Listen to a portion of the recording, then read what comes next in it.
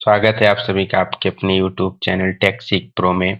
तो पिछली वीडियो में हमने 72 नंबर क्वेश्चन तक डिस्कस किया था। आज हम इसके आगे डिस्कस करने वाले हैं। अगर अभी तक आपने पिछली वीडियोस नहीं देखी है तो डिस्क्रिप्शन में लिंक दिया गया है, चैनल से जाकर के आप यहाँ पर पिछली वीडियोस को देख सकते हैं। बेसिकली जो अपनी सीरीज है, जो 20 तारीख को CITS का एग्जाम होने वाला है, उसके तहत को ध्यान में रखते हुए ट्रेड थ्योरी का यहाँ पर क्रैश कोर्स की वीडियो आपको प्रोवाइड करवाई जा रही। इसमें हम MCQ के माध्यम से कई सारे विभिन्न कंसेप्ट को यहाँ पर देखते हैं, इसके पीछे के बेसिक को समझने की कोशिश करते हैं। तो चलिए वीडियो को स्टार्ट करते हैं। यहाँ पर बेसिकली हमने 72 नंबर क्वेश्चन तक डिस्कस किया था, लेकिन इसमें थोड़ा कुछ डाउट रह गया था लोगों का, तो इसी क्वेश्चन से हम दोबारा स्टार्ट करने वाले हैं। Which file is used to produce highly finished surface? उच्च पॉलिश सरफेस के लिए किस फाइल का प्रयोग किया जाता है? तो कौन सी फाइल होती है? डेड स्मूथ फाइल होती है। बेसिकली यहाँ पर जो फाइल दी गई है, रफ, डेड स्मूथ, बास्टर्ड, ये सभी किसके अनुसार होती हैं? तो अकॉर्डिंग टू ग्रेड के अनुसार होती हैं। ठीक है, अब ग्रेड के अनुसार पहले रफ फाइल की बात की जाए तो इसका प्रयोग किया जाता है हैवी और रैपिड मटेरियल रिडक्शन के लिए, जहां पर काफी अधिक मात्रा में और तेजी से धातु को हटाना होता है, वहां पर इसका प्रयोग करते हैं। बास्टर्ड फाइल नॉर्मली जनरल जो हम लोग फाइल प्रयोग करते हैं वर्कशॉप वगैरह में, कौन सी होती है? बास्टर्ड फाइल होती है। इसके बाद सेकंड कट फाइल के बारे में पूछा जाता है, जिसका प्रयोग किया जाता है जब आपको फिनिशिंग साइज का निकट लाने के लिए। देन एक स्मूथ फाइल आती है और इसके बाद डेड स्मूथ फाइल होती है, जो कि क्या करते हैं? बेसिकली हाई फिनिश सरफेस के लिए प्रयोग करते हैं।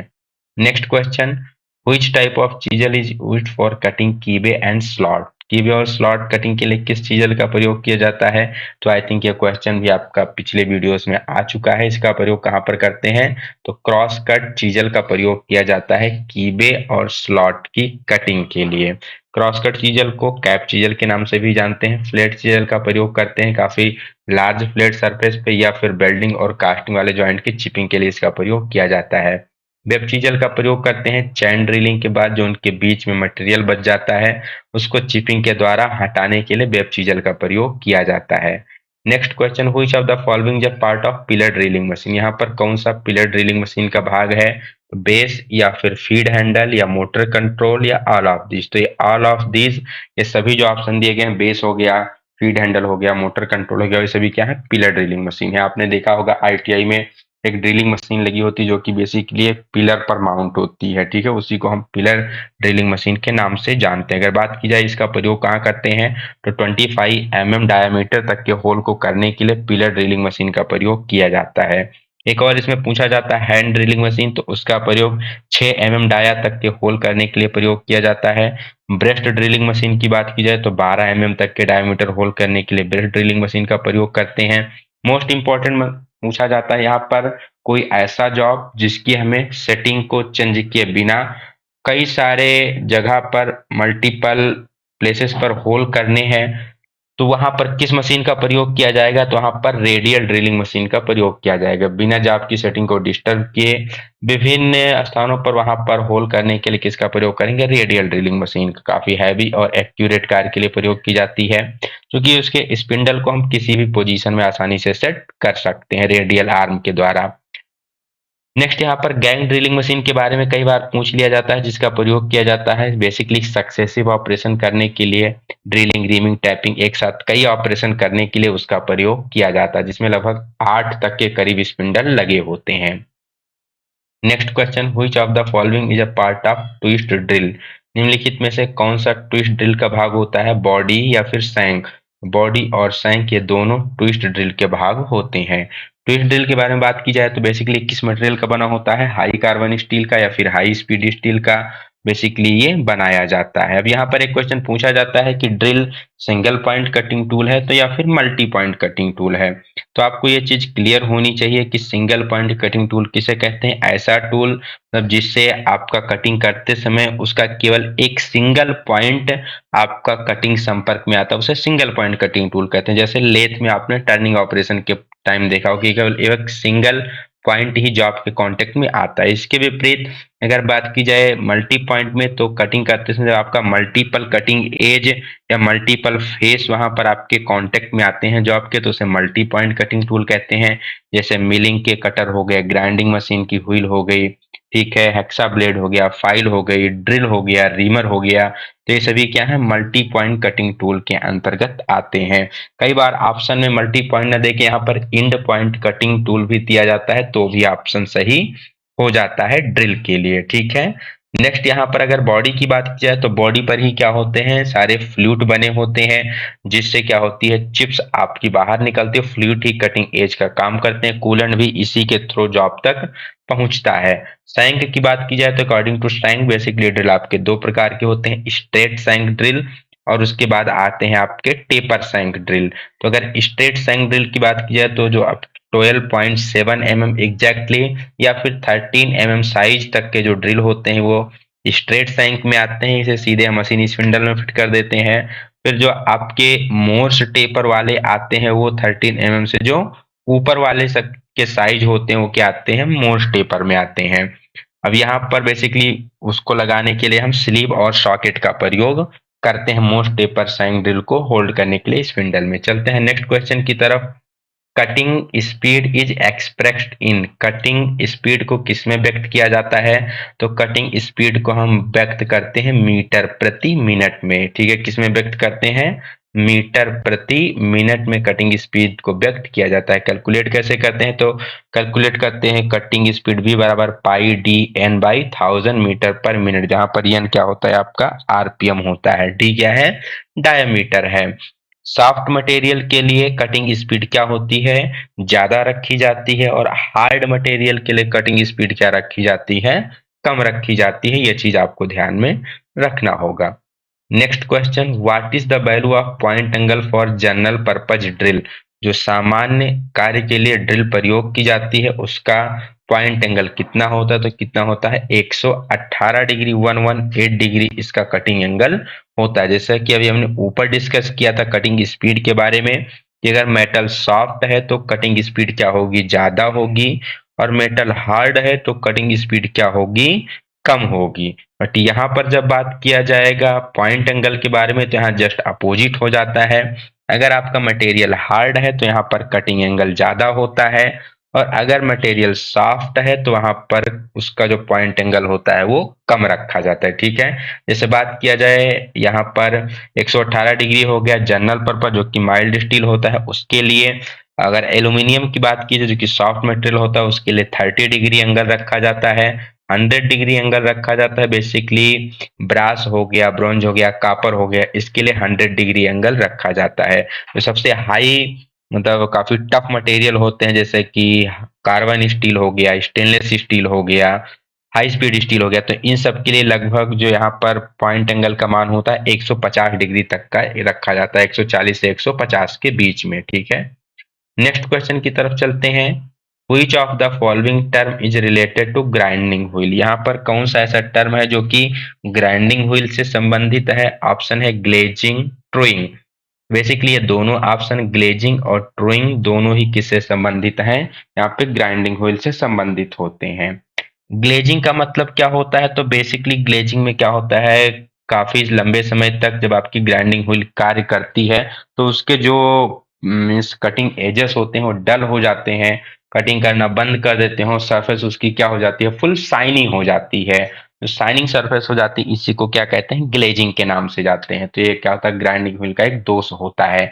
इसके साथ साथ एक और होता है जिसे हम लोडिंग कहते हैं। तो कई बार जो मेटल की हम ग्राइंडिंग कर रहे होते हैं उसकी जो चिप्स होती है उनके जो बॉन्डिंग एब्रेसिव होते हैं उसके बीच में जाकर भर जाती है, लोड हो जाती है, जिससे वो कटिंग करना बंद कर देते हैं। तो उस दोष को क्या कहते हैं, तो उसे हम लोडिंग के नाम से जानते हैं। और ग्लेजिंग और लोडिंग इन दोनों को दूर करने के लिए या उनके कह सकते हैं ग्राइंडिंग व्हील को शार्प रीशार्प करने के लिए जो प्रोसेस की जाती है उसे हम ड्रेसिंग के नाम से जानते हैं। किस नाम से जानते हैं, ड्रेसिंग के नाम से जानते हैं। ठीक है, और उसके लिए प्रयोग किया जाता है बेसिकली ड्रेसर, उसमें स्टार व्हील ड्रेसर और डायमंड व्हील ड्रेसर मेन होता है। ट्रिंग बेसिकली क्या होती है, तो जब हम ग्राइंडिंग व्हील को माउंट करते हैं स्पिंडल पर तो उसको हम चलाकर देखते हैं कि वो कंसंट्रिक है कि नहीं। ठीक है, जो हमारा स्पिंडल का एक्सिस है उसके एक्सिस में कंसंट्रिक है, संकेंद्रीय है कि नहीं। तो वही जो प्रोसेस होती है चेक करने की, उसी को क्या कहा जाता है, ट्रोइंग के नाम से जाना जाता है। तो आशा करते हैं ये जो टर्म है ये आपको क्लियर हो गए होंगे। इससे direct as it is question आपके एग्जाम में पूछ लिया जाता है, ग्लेजिंग, लोडिंग, ड्रेसिंग और ट्रोइंग से रिलेटेड क्वेश्चन। ठीक है, नेक्स्ट क्वेश्चन की तरफ चलते हैं। तो यहाँ पर नेक्स्ट क्वेश्चन में क्या पूछा गया है, Which type of grinder is shown in the figure। यहाँ फिगर में आपको एक ग्राइंडिंग मशीन दिखाई गई है।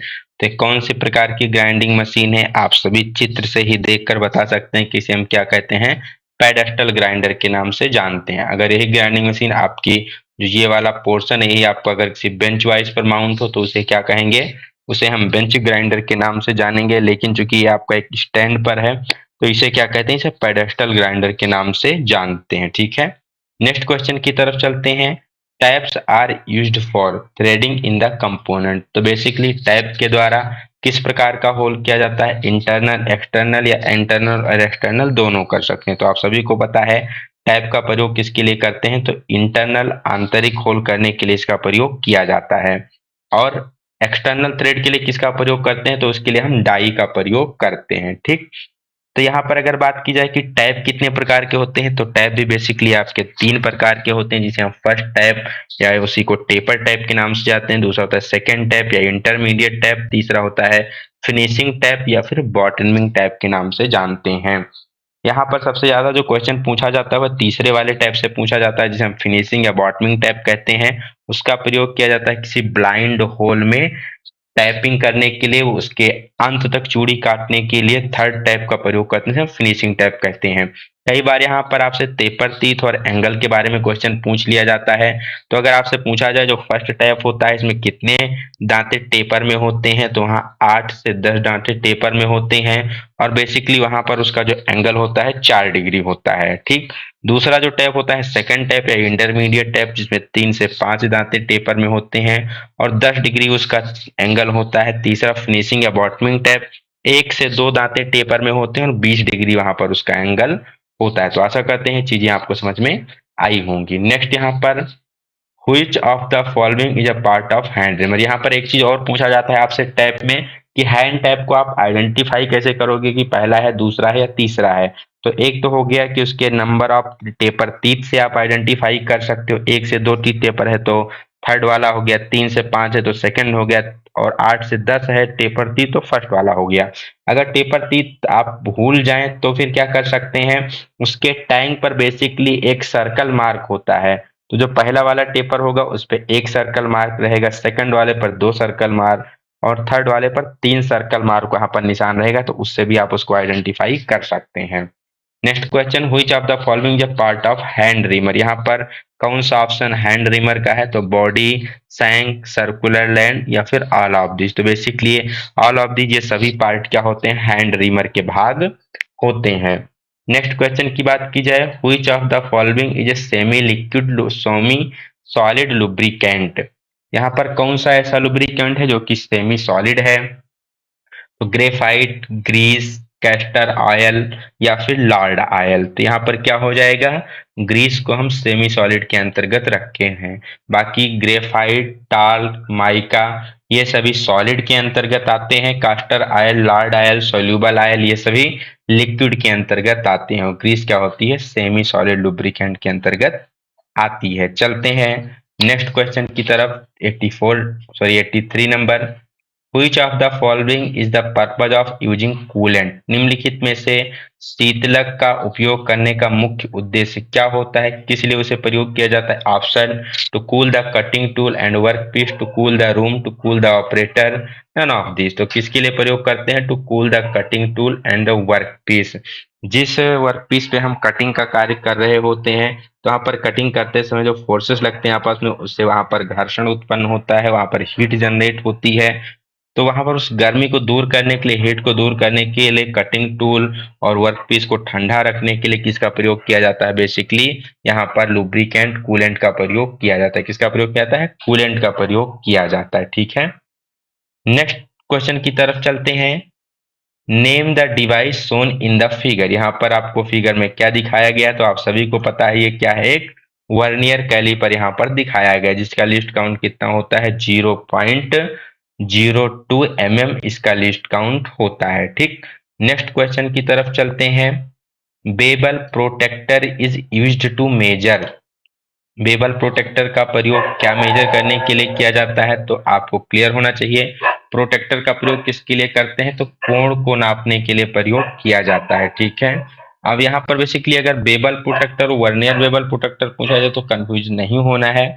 प्रोटेक्टर बेबल प्रोटेक्टर का प्रयोग 1 डिग्री की एक्यूरेसी में किया जाता है, लेकिन यही अगर वर्नियर बेबल प्रोटेक्टर पूछा जाएगा तो उसका प्रयोग 5 मिनट की एक्यूरेसी या 1/12 ऑफ डिग्री की एक्यूरेसी में कोण को मेजर करने के लिए प्रयोग किया जाता है। किसका, वर्नियर बेबल प्रोटेक्टर का। Next question, the dial test indicator is used in which of the following work. Basically dial test indicator का प्रयोग हम किस काम के लिए करते हैं, to check parallelism of the shaft. दो शाफ्ट है उनकी समान, कोई भी शाफ्ट है उसका पैरेललिज्म या समानांतरता चेक करने के लिए, या to check the concentricity of the hole. दो होल दिया गया है, उसको किसी होल के रिस्पेक्ट में उसकी कंसेंट्रिसिटी या केंद्रीकरण की जांच करने के लिए, to check the plane surface of flatness and parallelism. कोई फ्लैट सरफेस है वो कितना प्लेन है कितना पैरेलल है उसके लिए, या फिर ऑल ऑफ दिस। तो इसका उत्तर क्या हो जाएगा, ऑल ऑफ दिस सही हो जाएगा। बेसिकली यहाँ पर जो डायल टेस्ट इंडिकेटर हो इसके द्वारा हम पैरेललिज्म भी चेक करते हैं, होल की कंसेंट्रिसिटी चेक करते हैं, किसी फ्लैट सरफेस का फ्लैटनेस भी इसके द्वारा चेक कर सकते हैं।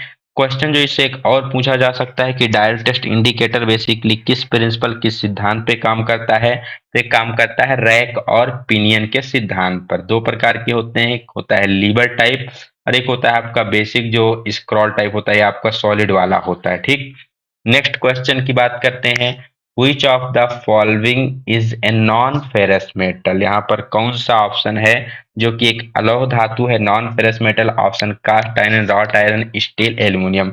बहुत सी बेसिक क्वेश्चन है, आप सभी को पता होगा। यहाँ पर एल्यूमिनियम क्या है, बेसिकली एक नॉन फेरस मेटल के अंतर्गत आता है। ठीक है, बाकी cast iron, wrought iron, steel, इन सभी में क्या होता है, आयरन कंटेंट पाया जाता है। बात की जाए कास्ट आयरन की, तो कास्ट आयरन में आपसे पूछा जाता है कि कार्बन परसेंटेज कितना होता है, तो 2 से लेकर के 4% तक यहाँ कार्बन परसेंटेज पाया जाता है। अगर आपसे इसका मेल्टिंग पॉइंट पूछा जाए तो 1150 डिग्री सेल्सियस इसका मेल्टिंग पॉइंट होता है। प्रयोग कहाँ करते हैं, तो मशीनों के बेड बनाने के लिए बेसिकली इसका प्रयोग किया जाता है, क्योंकि इसमें कंप्रेसिव स्ट्रेंथ काफी अधिक होती है, 6200 किलो न्यूटन पर सेंटीमीटर स्क्वायर इसकी यहाँ पर कंप्रेसिव स्ट्रेंथ होती, इसलिए इसका प्रयोग मशीनों के बेड बनाने के लिए किया जाता है। रॉट आयरन की बात की जाए तो रॉट आयरन को सबसे शुद्ध लोहा, प्योर फॉर्म ऑफ आयरन भी कहा जाता है, क्योंकि इसमें 90.9% या 99% तक प्योर आयरन होता है। अशुद्धि बहुत ही कम होती, 0.1 या 0.01% तक होती है। इसका मेल्टिंग पॉइंट पूछा जाए कितना होता है, तो लगभग 1550 डिग्री के करीब इसका मेल्टिंग पॉइंट यहाँ पर रखा जाता है। ठीक है, नेक्स्ट क्वेश्चन की बात की जाए, सॉरी नेक्स्ट ऑप्शन स्टील के बारे में। तो स्टील बेसिकली आप सभी को पता ही है क्या होता है, आयरन और कार्बन का मिक्सर होता है, जिसमें कार्बन लगभग 1.5 या 1.7% तक पाया जाता है।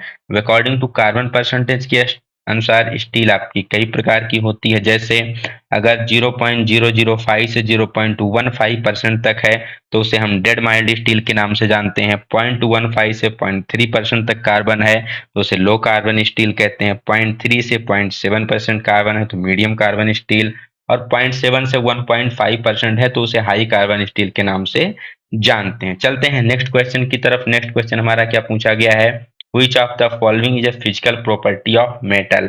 यहाँ पर निम्नलिखित में से कौन सा ऐसा प्रॉपर्टी है जो कि फिजिकल प्रॉपर्टी है, भौतिक गुण है किसी धातु का। ऑप्शन कलर, वेट, स्ट्रक्चर, या फिर ऑल ऑफ दिस। तो ये ऑल ऑफ दिस, ये सभी जो दिए गए हैं यहाँ पर ऑप्शन, ये सभी क्या है, भौतिक गुण के अंतर्गत आते हैं। सबसे पहले अगर कलर की बात की जाए तो हर मेटल का अपना क्या होता है, एक अलग अलग कलर होता है जिसके द्वारा हम उसे पहचान लेते हैं। जैसे आयरन की बात की जाए तो ब्लैक कलर का होता है, एल्युमिनियम व्हाइट कलर का होता है, कॉपर आपका रेड कलर होता है। तो इसी प्रकार आप विभिन्न धातुओं का क्या होता है, अपना एक अलग अलग कलर होता है। वेट भी क्या होता है, सबका अपना अलग अलग होता है। वेट को हम पर क्यूबिक सेंटीमीटर या पर क्यूबिक इंच में नापते हैं। यहाँ पर क्वेश्चन जो पूछा जाता है वो पूछा जाता है कि सबसे हल्की धातु कौन है और सबसे भारी धातु कौन है? तो सबसे हल्की जो लाइटेस्ट मेटल होती है एल्युमिनियम, और सबसे हैवी मेटल, सबसे भारी धातु कौन सी होती है? लेड, जिसे हम पीवी के द्वारा प्रदर्शित करते हैं। स्ट्रक्चर के बारे में बात की जाए तो हर मेटल का अपना स्ट्रक्चर भी एक अलग अलग होता है। जैसे अगर बात की जाए कि स्टील का स्ट्रक्चर कैसा होता है, तो स्टील का स्ट्रक्चर कैसा होता है? तो स्टील का स्ट्रक्चर होता है ग्रेनुलर होता है। रॉट आयरन की बात की जाए तो रॉट आयरन का जो स्ट्रक्चर होता है वो फाइब्रस होता है। कास्ट आयरन की बात की जाए तो कास्ट आयरन का स्ट्रक्चर क्रिस्टलाइन होता है। ये आपसे एग्जाम में कई बार ऑप्शन में पूछ लिया जाता है। बेसिकली में सबसे ज्यादा पूछा जाता है वो कास्ट आयरन का पूछा जाता है, क्रिस्टलाइन होता है। रॉट आयरन का फाइब्रस, और स्टील का कैसा होता है? ग्रेनुलर होता है। चलते हैं नेक्स्ट क्वेश्चन की तरफ। Steel is an alloy of carbon and what. अभी ऊपर ही हमने डिस्कस किया था कि स्टील क्या होती है? कार्बन और आयरन का मिश्रण होती है। टाइप के बारे में हमने पहले से ही डिस्कस कर लिया है, ठीक है। नेक्स्ट क्वेश्चन की बात की जाए यहाँ पर, cast iron is generally in nature. जो ढलवा लोहा होता है आमतौर पर क्या होता है? तो चूंकि कास्ट आयरन में कार्बन परसेंटेज लगभग 4% तक पाई जाती है, और जैसे जैसे कार्बन परसेंटेज की मात्रा बढ़ती जाती है वैसे वैसे उसकी हार्डनेस और उसके साथ साथ ब्रिटलनेस का गुण भी उसमें बढ़ता जाता है। कास्ट आयरन में अराउंड 4% तक कार्बन परसेंटेज होती है, इसलिए हार्ड होने के साथ काफी ज्यादा क्या होता है? ब्रिटिल होता है। तो इसमें कौन सा गुण पाया जाता है? ब्रिटलनेस का गुण पाया जाता है कास्ट आयरन में। नेक्स्ट क्वेश्चन की बात की जाए यहाँ पर, नेक्स्ट क्वेश्चन है, which of the following property of metal is affected by heat treatment. ऊष्मा उपचार हीट ट्रीटमेंट के द्वारा निम्नलिखित में से धातु का कौन सा गुण प्रभावित होता है? वो भी बेसिकली क्या है? सारी मैकेनिकल प्रॉपर्टीज के अंतर्गत आती हैं। हार्डनेस, डक्टिलिटी, स्ट्रेंथ, या ऑल ऑफ दिस। तो बेसिकली जब भी हम किसी मेटल पर हीट ट्रीटमेंट करते हैं तो उसकी hardness, ductility, strength, malleability, elasticity, लगभग सभी प्रॉपर्टीज पे क्या होता है? असर पड़ता है। तो यहाँ पर ऑप्शन सही हो जाएगा all of these. Next question, which of the following is a function of soldering flux. Basically यहाँ पर पूछा जा रहा है कि जो हम सोल्डरिंग करते हैं इसमें फ्लक्स का प्रयोग करते हैं, तो सोल्डरिंग फ्लक्स का क्या काम होता है, उसे क्यों प्रयोग किया जाता है? ऑप्शन, इट प्रिवेंट्स कोरोजन, ये क्षरण को रोकता है। It removes oxide from the soldering surface, solder की जाने वाली सरफेस से ऑक्साइड की लेयर को हटाता है। It promotes the wet surface, या गीली सतह को क्या कहता है? बढ़ावा देता है। तो ऑप्शन क्या हो जाएगा? ऑल ऑफ दीज सही हो जाएगा। ये उस समय क्या करता है? कोरोजन को भी रोकता है, और सोल्डरिंग करते समय एक लेयर फॉर्म कर लेता है जिससे वहां पर ऑक्सीजन अंदर नहीं जा पाती है, तो ये ऑक्साइड को भी हटाता है वहां पर मिक्स होकर उसके अंदर, और वेट सरफेस को भी प्रमोट करने का काम करता है। सोल्डर के बारे में अगर आपसे पूछा जाए तो किसका एलॉय होता है? तो बेसिकली सोल्डर टिन और लेड का एलॉय होता है, जिसमें टिन 63% और लेड 37%। कई बार ऑप्शन में पूछा जाता है आपसे एग्जाम में कि सोल्डर का कंपोजिशन क्या होता है, तो टिन और लेड 63 इंटू 37। इसका प्रयोग बेसिकली किया जाता है 450 डिग्री सेल्सियस से नीचे तक जो आपके धातुएं होती है उस पर ज्वाइंट लगाने के लिए प्रयोग किया जाता है। एक स्टैंडर्ड टेम्परेचर रेंज की बात की जाए तो 96 डिग्री सेल्सियस से लेकर 255 डिग्री सेल्सियस इसका एक रेंज टेम्परेचर दिया जाता है। और सोल्डरिंग को हम क्या कहते हैं? सेमी परमानेंट फास्टनिंग के अंतर्गत रखते हैं।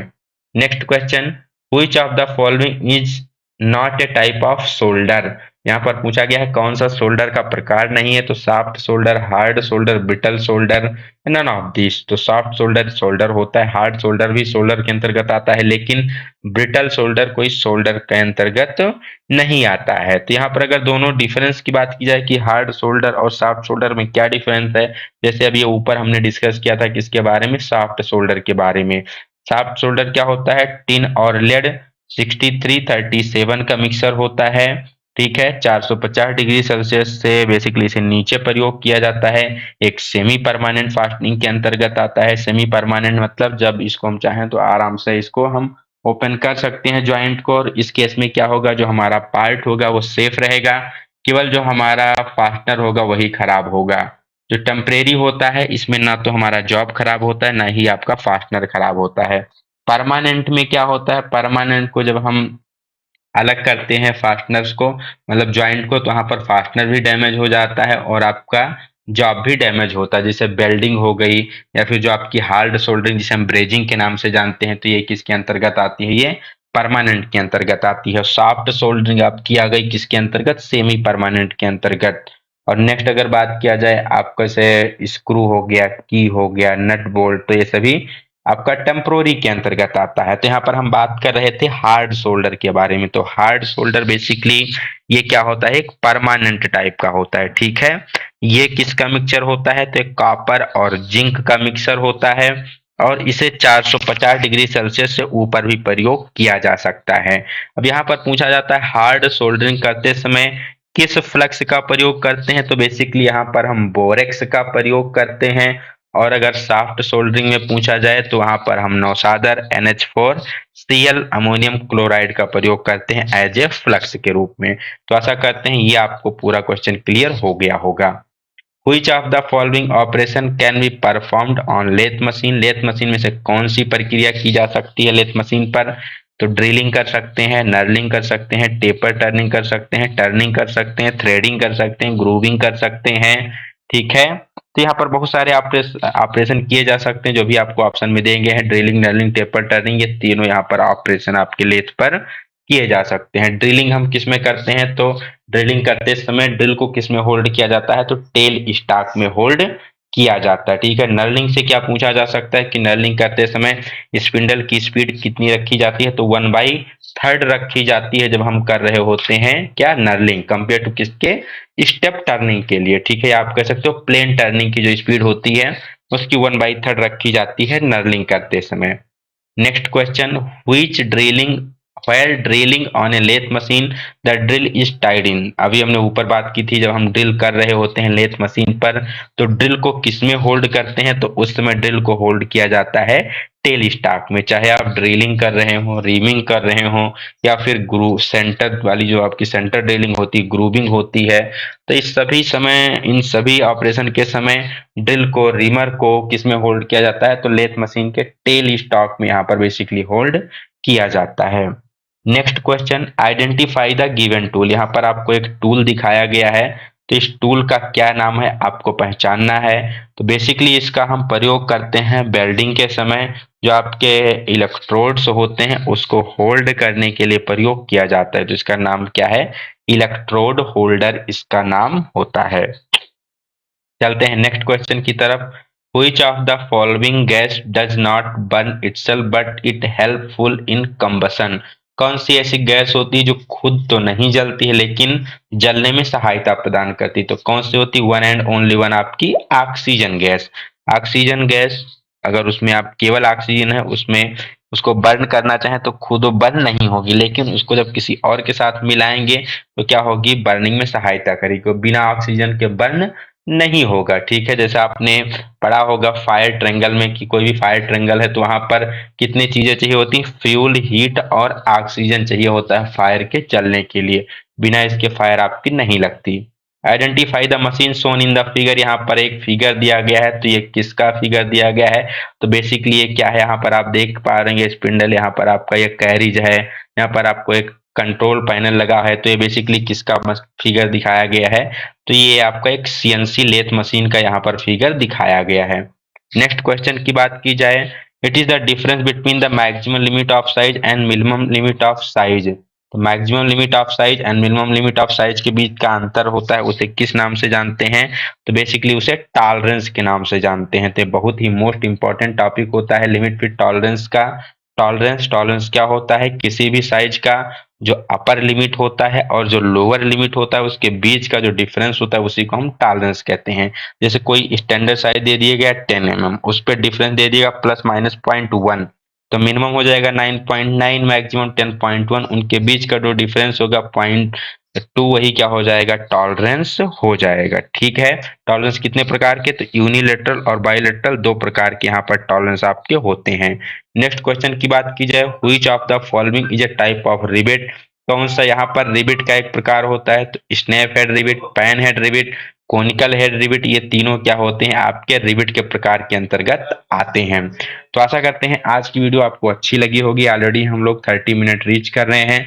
तो इसलिए आज की वीडियो को हम यही स्टॉप करते हैं। आगे के क्वेश्चन हम नेक्स्ट वीडियो में कंटिन्यू करेंगे। अगर आपको वीडियो अच्छी लग रही हो, चैनल पर पहली बार विजिट कर रहे हैं तो चैनल को सब्सक्राइब जरूर करिएगा और इस वीडियो को अपने फ्रेंड सर्किल में ज़्यादा से ज़्यादा शेयर करिए, जो भी आपके सीआईटीएस की एग्जाम देने जा रहे हैं या फिर कोई भी वनडे एग्जाम जो दे रहे हैं फिटर टर्नर मशीनिस्ट, उन सभी के लिए वीडियो काफ़ी ही हेल्पफुल है। अगर आपको कोई डाउट है तो डिस्क्रिप्शन में टेलीग्राम चैनल का लिंक है, वहां से आप ज्वाइन करके अपने डाउट को भी पूछ सकते हैं। मिलते हैं नेक्स्ट वीडियो में। Till then have a good day, best of luck.